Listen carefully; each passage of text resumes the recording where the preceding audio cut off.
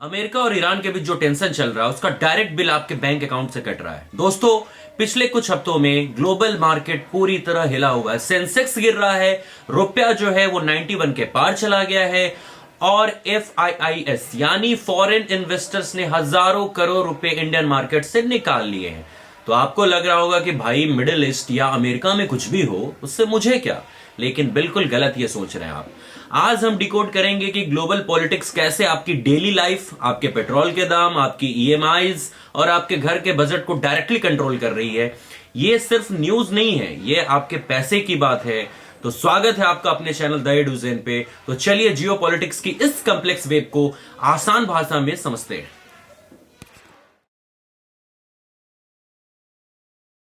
The US India deal and the Russian oil trap.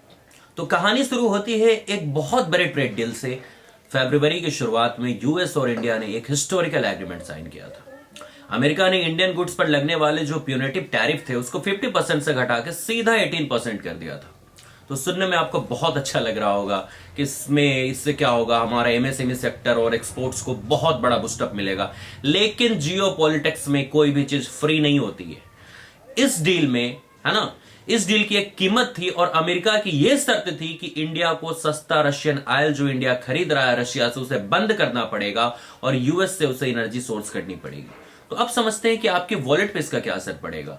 तो पिछले 3 साल से सस्ते रशियन तेल ने इंडिया में पेट्रोल और डीजल के दामों में आग लगने से बचा के रखे हुए है ना।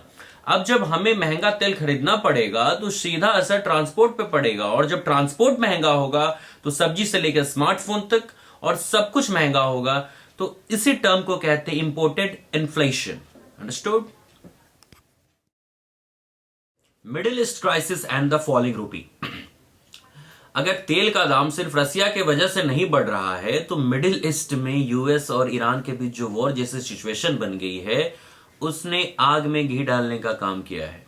जब भी दुनिया में डर का माहौल होता है तो जो ग्लोबल इन्वेस्टर्स होते हैं वो अपने पैसे निकालकर सबसे सेफ जगह रखना चाहते हैं, यानी US डॉलर और गोल्ड में।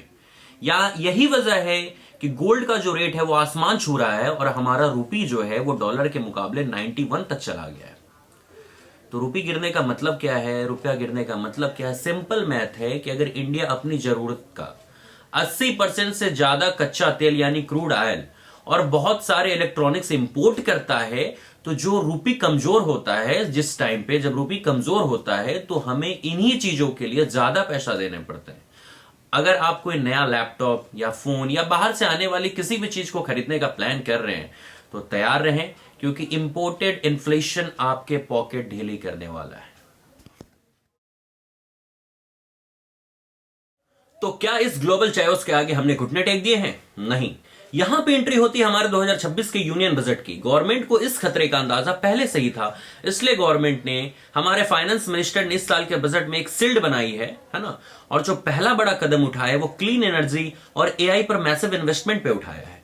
ये सिर्फ टेक्नोलॉजी के लिए नहीं है, ये स्ट्रैटेजी है ताकि आने वाले सालों में हम मिडिल ईस्ट के तेल पर डिपेंडेंसी ना रखें। दूसरा, आम आदमी को तुरंत रिलीफ देने के लिए फॉरेन एजुकेशन और मेडिकल ट्रीटमेंट पर लगाने वाले जो TCS थे यानी टैक्स कलेक्टेड ऑफ सोर्स, उसको कम कर दिया गया है और गवर्नमेंट कोशिश कर रही है कि ग्लोबल शॉक्स का असर मिडिल क्लास तक फिल्टर होकर पहुंचे, डायरेक्ट ना पहुंचे। दोस्तों, जियोपॉलिटिक्स एक शतरंज यानी चेस की तरह है और हर चाल का जो असर है वो हमारी इकोनॉमी पे होता है। US से दोस्ती बढ़ाना और सस्ता रशियन तेल छोड़ना, क्या ये इंडिया का मास्टर स्ट्रोक था या इसका नुकसान आम आदमी को उठाना पड़ेगा? आपका इस बारे में क्या सोचना है मुझे कमेंट्स में जरूर बताएं। और अगर ये वीडियो इंफॉर्मेटिव लगी हो तो इसे अपने दोस्तों और फैमिली के साथ शेयर करें, और ताकि उन्हें भी ये बात पता चले कि उनका पैसा कहां जा रहा है। और चैनल को सब्सक्राइब करना बिल्कुल मत भूलना। मिलते हैं अगली वीडियो में। जय हिंद।